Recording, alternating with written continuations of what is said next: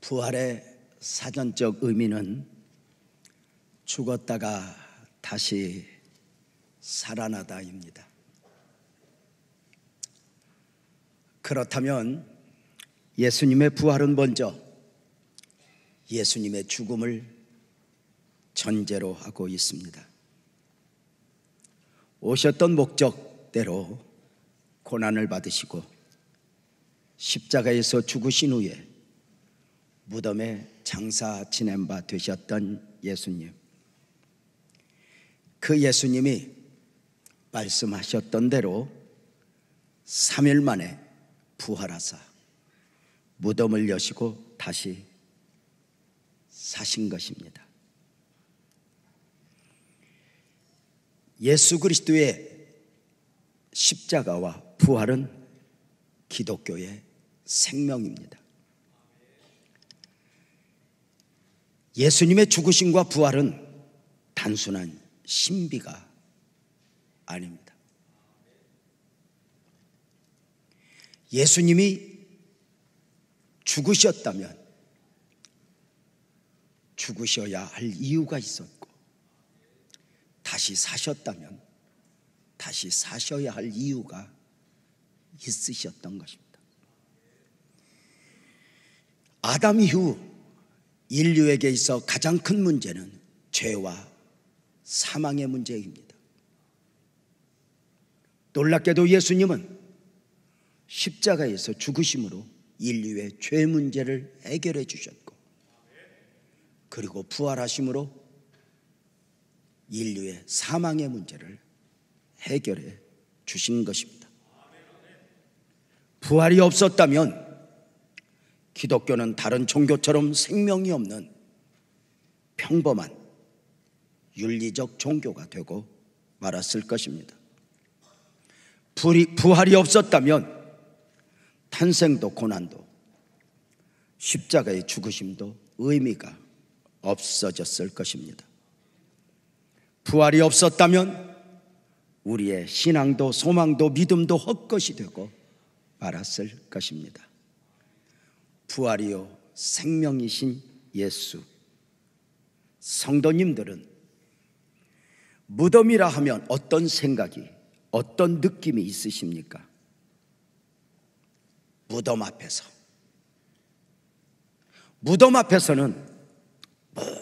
모든 것이 끝났다 여겨지는 것 아니겠습니까? 무덤 앞에서는 미움도 시기도 질투도 의미가 없어지게 됩니다. 무덤 앞에서는 옳으냐 그르냐도 의미가 없어집니다.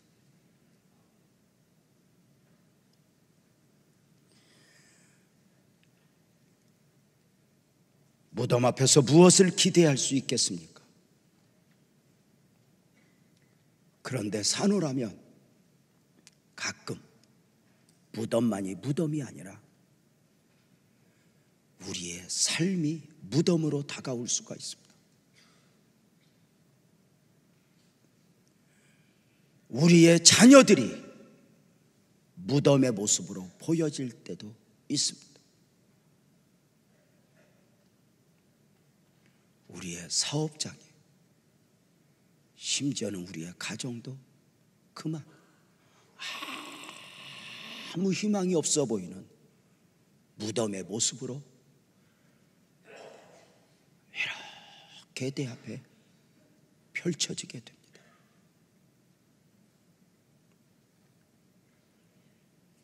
예수님이 마르다 마리아와 함께 무덤 앞에 서셨습니다.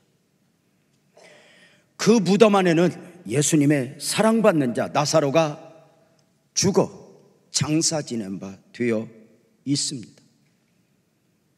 자신이 죽어 있는 줄도 모르고 죽어 있는 것입니다. 죽은 지 나흘이 되었으니 죽은 나사로의 시신은 부패가 되어 냄새가 난다 합니다. 무엇보다도 장사된 나사로의 무덤은 큰 돌에 막혀 있습니다. 그 나사로의 무덤 앞에 예수님이 서신 것입니다. 단순히 위로하기 위해서가 아니라 단순히 죽은 자의 무덤을 살펴보기 위함이 아니라 무덤을 여사 죽어 있는 줄도 모르고 죽어 있는 나사로를 살려내시기 위함입니다. 죽은 자를 다시 살린다, 무덤을 연다, 이것은 세상에 속한 사람들이 절대로 이해할 수 없는 일입니다. 왜냐하면 사람들은 죽으면 모든 것이 끝나는 줄 알기 때문입니다. 죽음 앞에 모든 것이 끝나버린다는 것은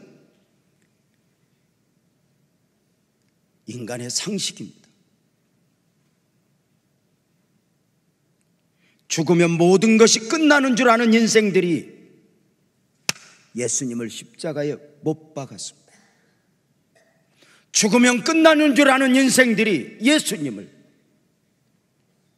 무덤에 장사 지냈습니다. 죽으면 끝나는 줄 아는 인생들이 그 무덤 앞에서 우리가 이겼다 했습니다. 그러나 예수님은 부활이요 생명이셨습니다. 사람들이 그 끝났다고 말하는 무덤을 열어 새로운 시작을 만들어 내시는 분이었습니다. 2000년 전 어느 날 그 무덤을 열어 스스로 나는 부활이요 생명이샤 하셨던 예수님, 오늘도 그 예수님이 나의 삶에 부활의 예수로 믿어지기를 원하신다는 것입니다. 부활이요 생명이신 주님이 요한복음 11장 25절에 이렇게 스스로 말씀하셨습니다.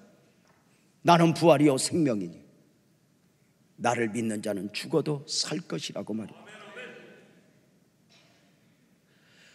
부활이요 생명이신 예수님은 나사로의 무덤 앞에서 나사로를 살리시기 위해 서 계십니다. 나사로를 살리는 사건은 단순히 기적을 보이시기 위함이 아니었습니다. 단순한 기적을 위해서였다면 처음부터 예수님은 나사로를 죽도록 그냥 두지 않았을 것입니다. 나사로를 살리는 사건을 통하여 예수님은 사람이 이해할 수 없는, 믿음이 아니면, 은혜가 아니면 이해할 수 없는 하나님의 영광을 나타내시기로 작정하셨습니다. 처음 나사로가 죽어간다는 소식 앞에 예수님이 하셨던 말씀이 요한복음 11장 4절에 이렇게 기록되어 있습니다. 예수께서 나사로가 죽어간다는 소식을 들으시고 이르시되 이 나사로의 병은 죽을 병이 아니라 하나님의 영광을 위하며 하나님의 아들 예수가 이로 말미암아 영광을 받게 하려 함이라 입니다. 나사로의 죽음의 사건을 통하여 하나님의 영광을 나타내시기로 작정하신 가운데 주셨던 말씀이었습니다. 이 말씀 앞에 사람들은 아하, 나사로가 죽지 않을 거야, 그저 자기 방식대로 생각을 했습니다. 그러나 이게 웬일입니까? 나사로가 죽고 말았습니다. 죽으면 끝나는 줄 아는 인생들이기에 나사로 죽음 앞에서 절망했습니다. 죽음이라고 하는 현실 앞에 하나님의 영광은 간데 없고 말입니다. 사람들은 나사로의 병이 죽을 병이 아니라 하나님의 영광을 위한 병이라 하셨는데 왜 나사로가 죽었지? 세상에 속한 사람들뿐만이 아니라 주님을 따르던 사람들도, 주님의 말씀을 듣던 사람들도 이해할 수 없었습니다. 저들이 요한복음 11장 37절에서 나사로 죽음 앞에서 이렇게 말했습니다. 그중 어떤 이는 말하되 맹인의 눈을 뜨게 한 이 사람이 그 사람은 죽지 않게 할 수 없었더냐? 무슨 말이에요? 당신이 은혜를 베풀려면 죽기 전에 은혜를 베풀어야 하는 것 아니냐는 말입니다. 지금 죽었다면 이제 끝난 것이 아니냐는 것입니다. 모든 것이 끝났으니 설사 그분이 예수님이라 해도 무엇을 해 주실 수 있겠냐는 것입니다.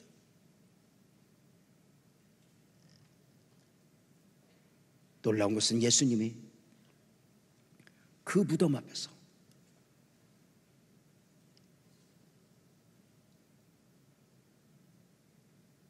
나사로를 살리시기 위하여 사람이 이해할 수 없는 놀라운 영광을 나타내시기로 작정하셨습니다. 설교 서두에 이런 표현을 했습니다. 무덤에 갇힌 나사로는 죽어 있는 줄도 모르고 죽어 있는 것이라고 말입니다. 다시 자기 의지로 살아날 가능성이 전혀 없는 죽음입니다. 부활이요 생명이신 예수님의 은혜가 아니라면 그는 영원히 무덤에 있어야 하는 신세였습니다.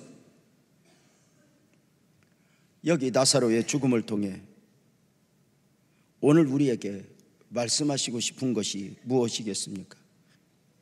안타깝게도 오늘을 살아가는 모든 사람들이 이렇게 죄와 사망이라는 감옥에 갇혀 있다는 것입니다. 죽어 있는 줄도 모르고 말입니다. 아마도 세상에 속한 사람들을 향하여 당신은 죽어 있는 사람이오라고 말씀을 드리면 그들은 이해를 못하는 정도가 아니라 벌떼같이 달려들어 난리를 필 것입니다. 내가 이렇게 버젓이 살아있는데 사망의 무덤에 갇혀 있다는 것이 말이 되느냐고 말입니다.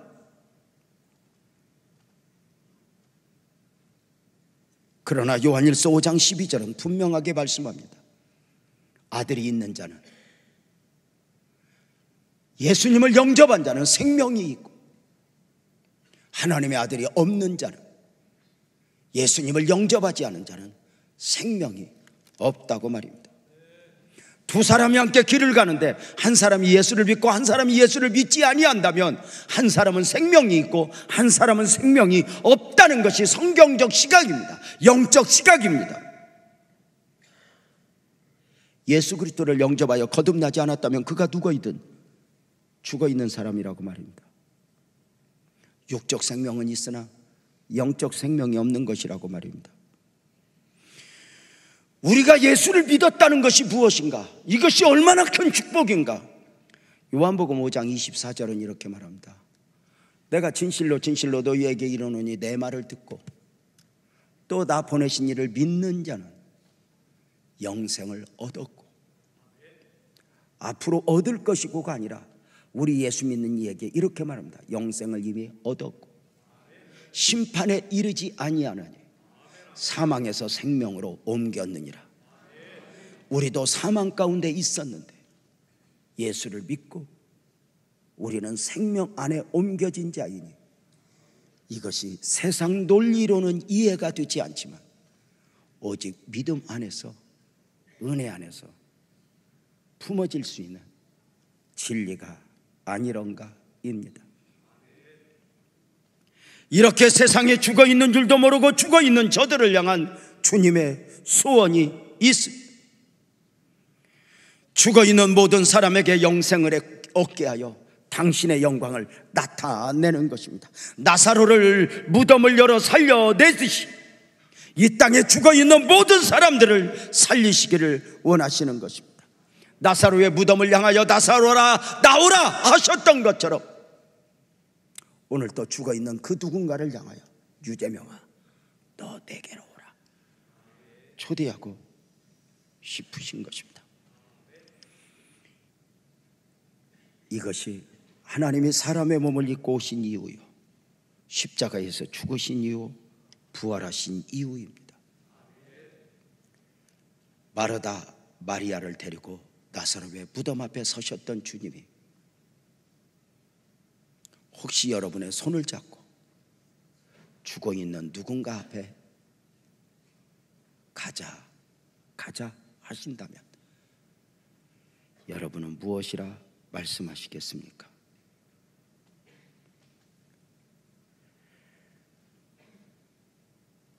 이 땅을 살아가는 모든 사람들의 무덤을 여시어 생명을 살려내고자 하심, 나와 함께 가자, 이것이 적극적 부활의 영성입니다. 부활이요 생명이신 예수님은 나사로의 무덤 앞에서 마르다 마리아에게 세 가지 말씀을 하셨습니다. 돌을 옮겨 놓으라, 믿어라, 풀어놓아 다니게 하라 입니다. 부활의 영성을 요구하신 가운데 주셨던 말씀이니 그 처음은 돌을 옮겨 놓으라 입니다. 죽어 있는 줄도 모르고 죽어 있는 나사로와 주님 사이를 가로막고 있는 돌입니다.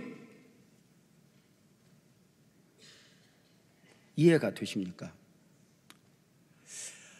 저는 목사이기에 장례를 참 많이 치루었습니다. 지금은 이제 어느 순간 이제 문화가 많이 바뀌어 화장 문화이지만 대부분 목회 초창기만 해도 매장 문화였습니다. 지방마다 다 매장의 방식이 다릅니다. 어떤 지방에 가면 관채 이렇게 매장을 하기도 하지만 어떤 지방에 가면 탈관이라 하여 관을 다 벗겨내고 시신만 염을 한 그대로 이렇게 매장을 하는 경우도 있습니다.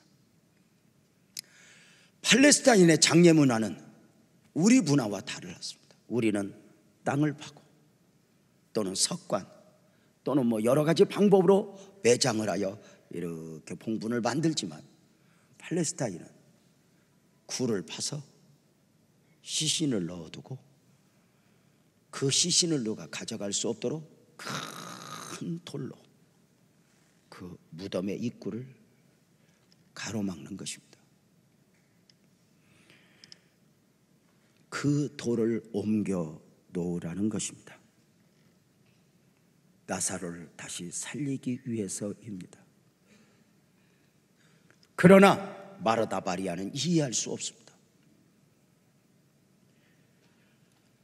냉정하게 따지면 마르다 마리아야 돌을 옮겨 놓으라 말씀하시기 전에 주님은 말씀 한마디로 돌을 옮겨 놓으실 수 있으셨습니다.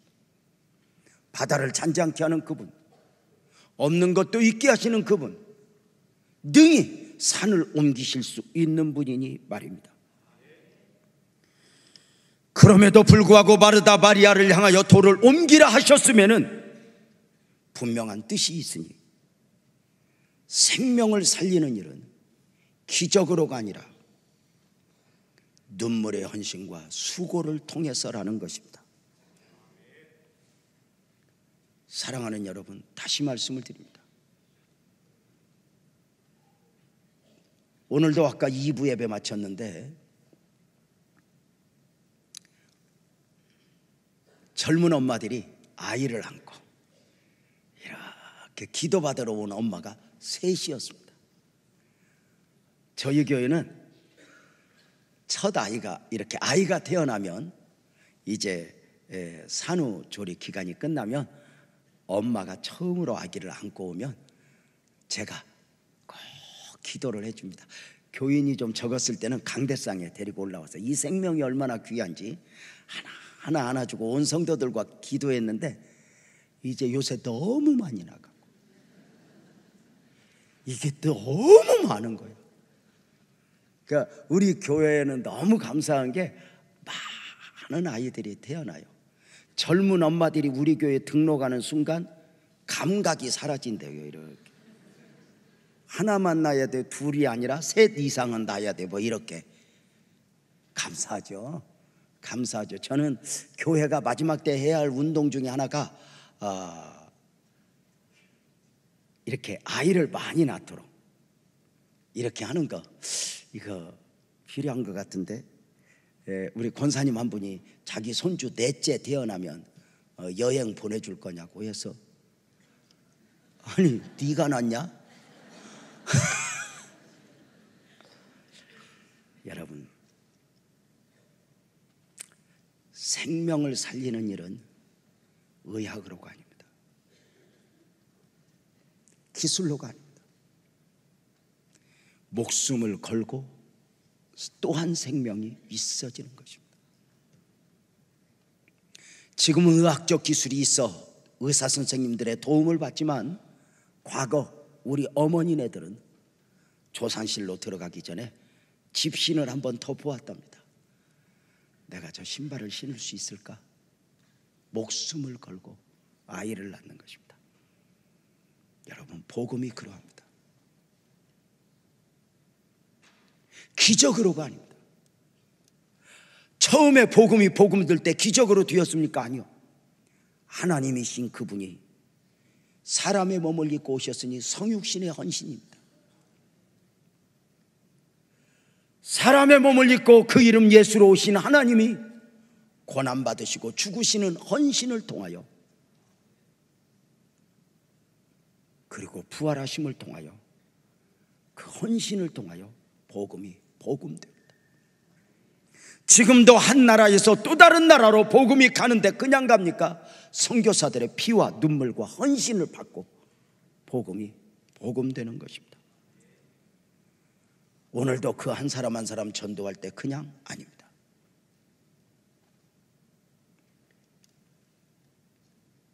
전도의 수고라는 미련한 방법으로 생명 구원의 역사가 있어지는 것이니, 고린도전서 1장 21절에 그렇게 말하지 않습니까?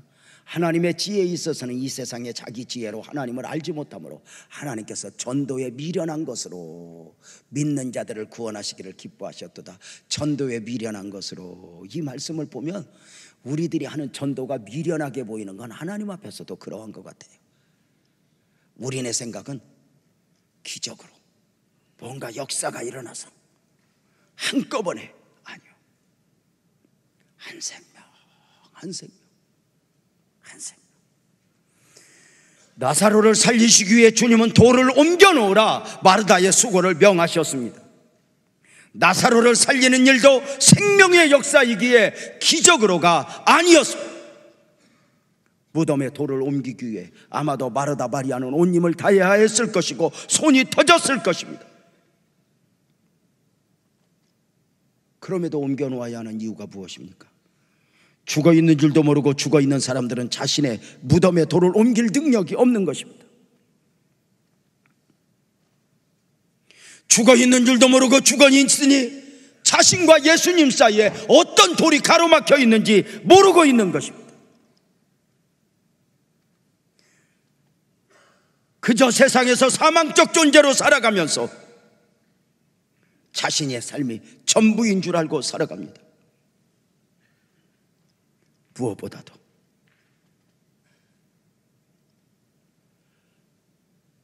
아직 세상에 속해 있는 사람들은 예수님과 자신 사이에 보이지 않는 그 돌이 가로막혀 있으니 스스로 주님 앞에 나올 능력이 없다는 것입니다. 이렇게 말씀을 드립니다. 교회를 오지 못하는 분은 자기 의지로, 자기 판단에 의해서 교회를 오지 않는 것 같지만 아니요, 오지 못하는 것입니다.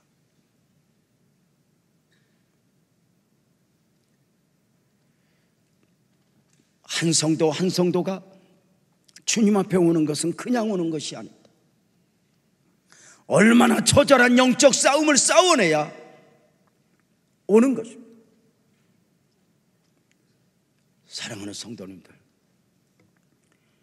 오늘 또 주님은 돌을 옮기라 말씀하십니다. 세상에 속한 사람들이 주님 앞에 올 때도, 우리가 이렇게 주님을 믿고 주님과 더불어 한 걸음 한 걸음 살아가는데도 나와 주님 사이에 얼마나 많은 것들이 가로막고 있는지 모릅니다. 저절로 예수가 믿어지는 사람은 없습니다. 신앙은 습관이 아닙니다. 날마다의 영적 싸움입니다. 오늘도 또 이겨내고 또 이겨내며 한 걸음 한 걸음 주님에게 가까이 가는 것입니다. 혹시 주님과 여러분 사이를 가로막고 있는 것이 있다면 무엇입니까? 무엇이 여러분을 가로막고 있습니까? 무덤 앞에서 두 번째 요구는 믿으라입니다. 사실 마르다 마리아는 예수님과 함께 나사로의 무덤 앞에 있었지만 믿음은 없었습니다. 그래 무덤을 열라는 예수님의 요구 앞에 그리할 필요 없다고 예수님을 설득하려 했으니 요한복음 11장 39절에 그렇게 말합니다. 예수께서 이르시되 마르다 마리아야 돌을 옮기라. 그 죽은 자의 누이 마르다가 이르되 예수님 죽은 지가 나흘이 되었고 벌써 냄새가 납니다. 왜 열라 하십니까? 열 필요 없습니다. 이것은 상식입니다. 죽은 자의 무덤을 열 필요가 없다는 것은 상식입니다. 놀라운 것은 그 상식이 때로는 주님의 역사를, 주님의 축복을 가로막게 됩니다.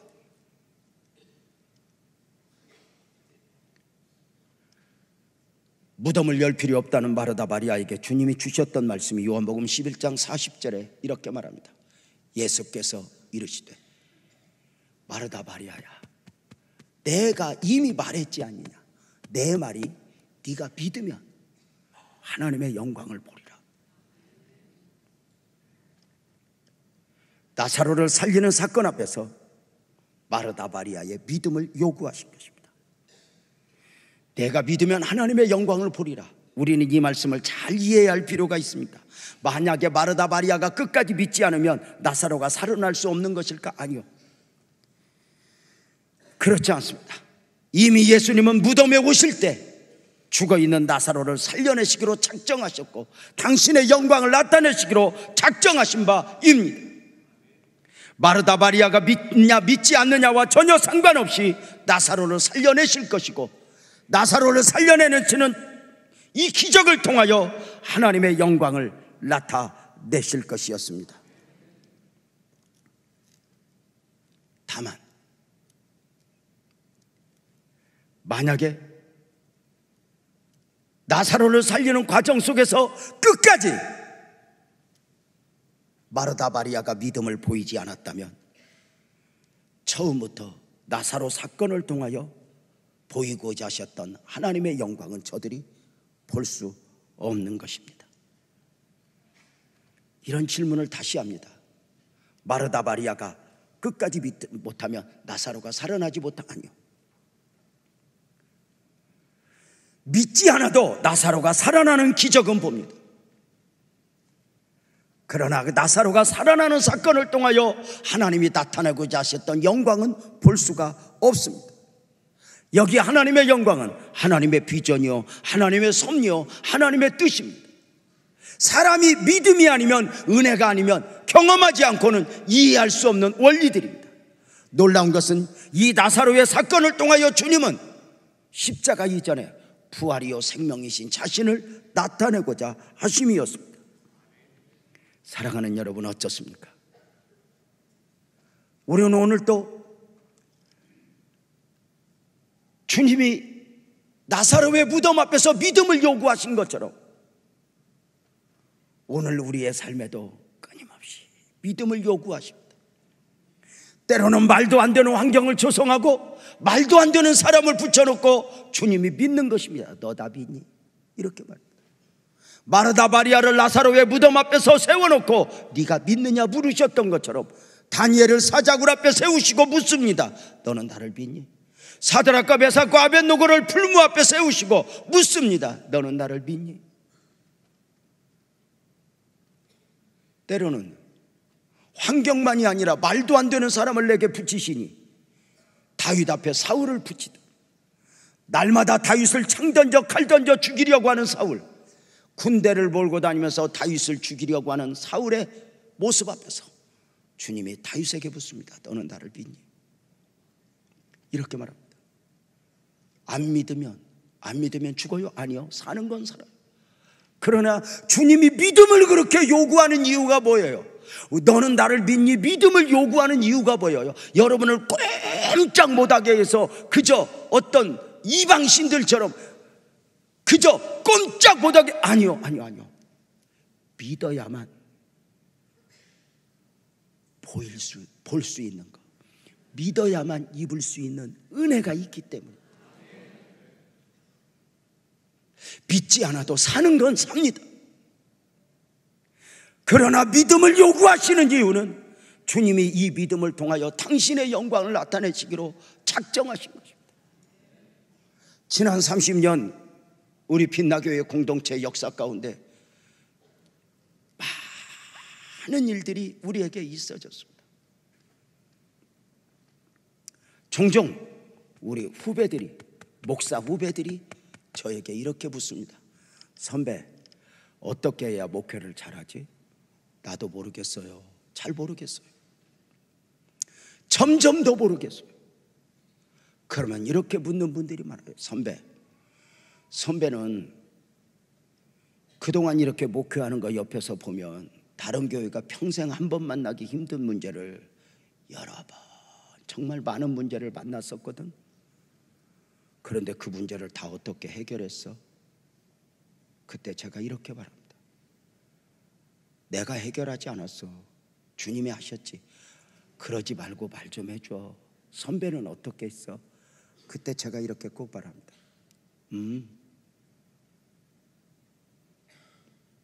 나는 그 문제 앞에서 은혜를 입었던 것은 내 앞에 펼쳐진 문제를 해결하려고 애쓴 것이 아니라 믿음을 지키려고 애썼어. 믿음을 보이려고 애썼어. 무슨 이야기입니까? 다니엘이가 사자굴 앞에서 안 들어가려고 애썼어요? 믿음을 지켰어요? 믿음을 지켰어요. 사드락과 메삭과 아벳노고가 풀무에 들어가지 않으려고 했었어요? 믿음을 지켰어요? 믿음을 지켰어요.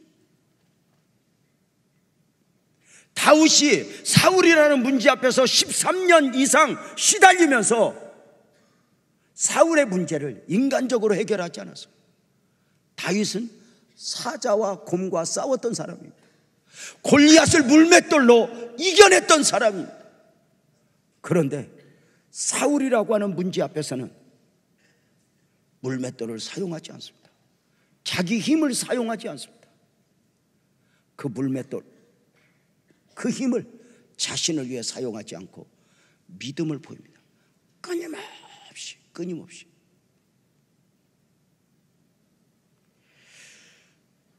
무덤 앞에서 네가 나를 믿느냐?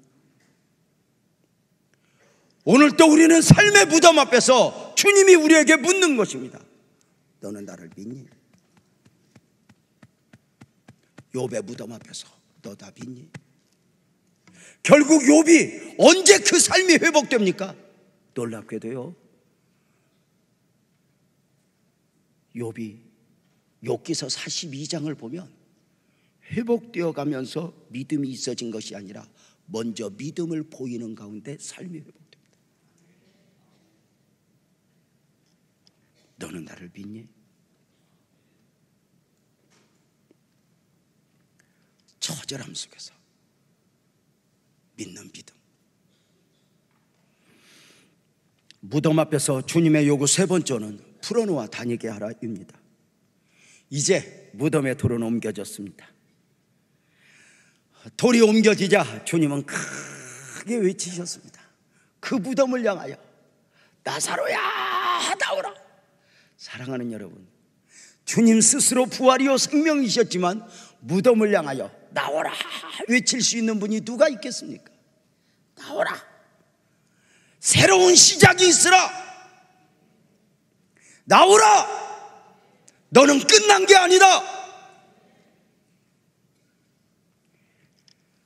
그 외침 앞에 죽어 있는 줄도 모르고 죽어 있는 나사로가 무덤에서 살아 걸어 나옵니다.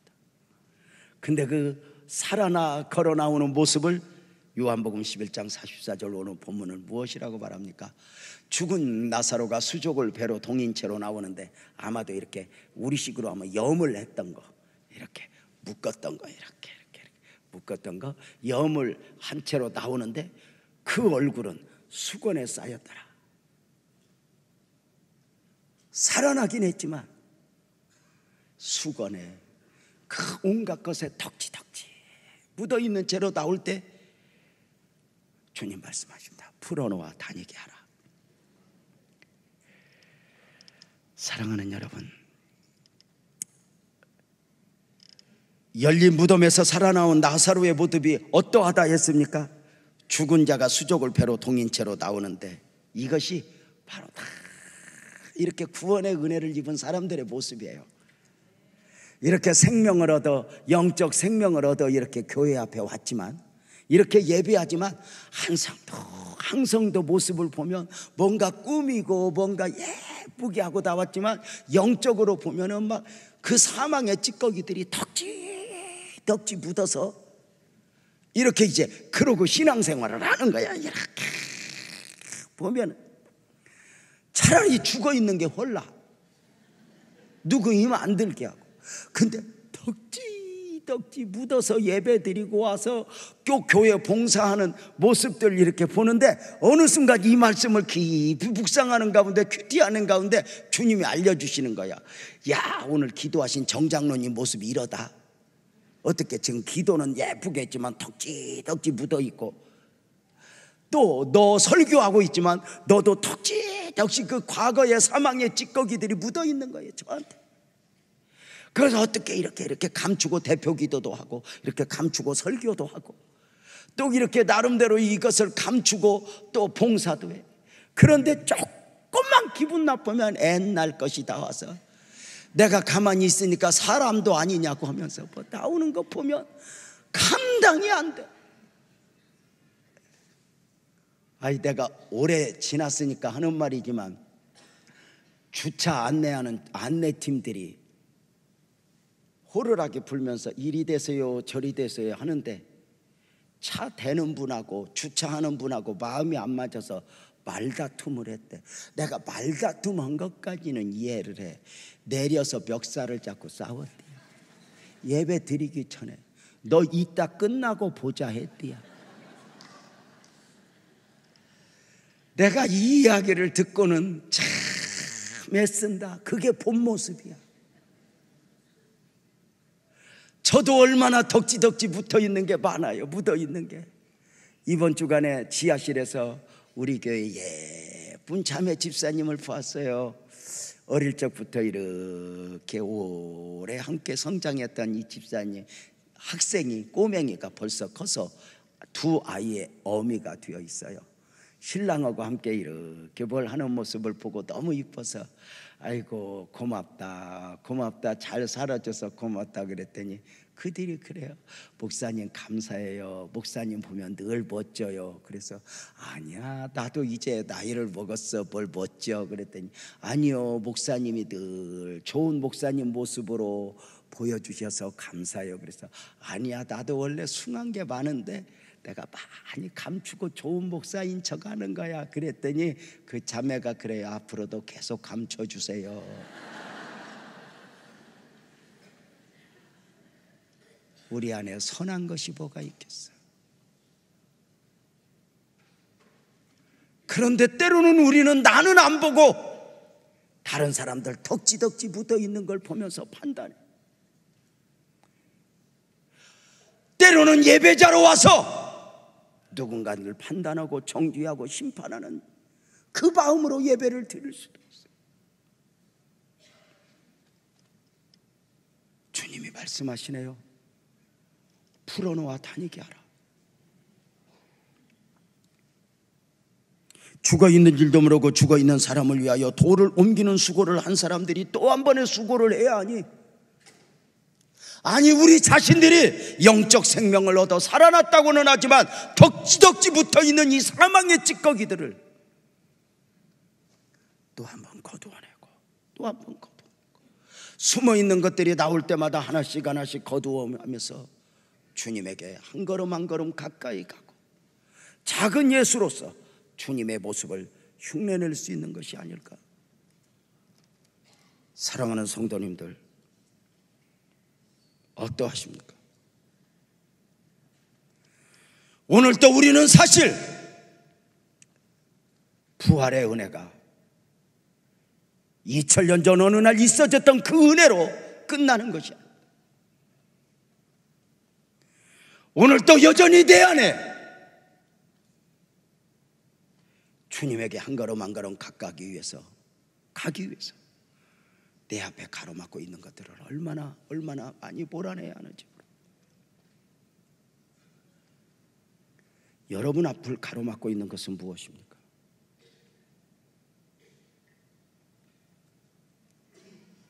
여러분은 무엇 때문에 힘들어 하십니까? 오늘 그 주님의 은혜가 필요하지 않습니까? 사랑하는 성도님들, 오늘 또 우리는 무엇으로 사는 것입니까? 우리가 사는 날이 힘들다. 여전히 우리는 주님의 은혜를 필요로 하는 자로 살아가요. 왜 힘들어요? 우리가 사실 가난할 때는 가난하기 때문에 힘든 것 같고, 우리가 병들었을 때는 몸이 아파서 힘든 것 같지만 아닌 것 같아요. 우리가 가난할 때는요, 아이고 돈만 좀 있으면 하는데 어느 순간 이 모자람이 축복이라는 걸 알았어요. 가끔 뉴스에서 보는 사람들이 있잖아요. 너무너무 많은 돈을 가지고 있어서 돈이 어디 있는 줄도 모르는 사람. 아니, 여러분처럼 남편 몰래 숨겨놓고 어디 있는지 모르고 그런 거 말고, 돈이 너무너무 많은 사람은 있잖아요. 제가 깜짝 놀란 게 뭐냐면, 돈이 너무너무 많은 사람, 무엇이라도 사서 먹을 수 있고 무엇이라도 먹을 수 있고 무엇이라도 살 수 있는 사람은 두 가지가 있어요. 하나는 언제든지 무엇이라도 먹을 수 있는 사람은 입맛이 없어요. 사람이 돈이 모자라서 아이고 고기 한번 먹고 싶다, 아이고 랍스터 한번 먹고 싶다, 이래야 그게 마시지 사 먹을 수 있는 사람은 입맛이 없어. 아무 입맛이 없어. 이게 얼마나 축복인 줄 알아? 돈이 너무 많은 사람은, 무엇이든지 살 수 있는 사람은 백화점에서 쇼핑백을 10개를 들고 막 집에 갖다 놓고도 뭘 샀는지도 몰라. 그 만족이 없어. 우리는 그거 하나 살 때도 부들부들 떨어. 집에 갖고 와서도 또 포장지까지 귀하게 다음에 쓰려고 침 발라서, 그리고 열어서 입었는데 가짜야. 상관없어. 다음에 진짜 사면 되지 뭐. 이 한 삶이 부족한 것 같지만 이게 얼마나 은혜야. 부활의 주님은 2000년 전에만이 아니야. 여전히 우리의 삶에 오셔서 내가 너의 무덤을 열게, 너 나에게 와 그 돌 치우고.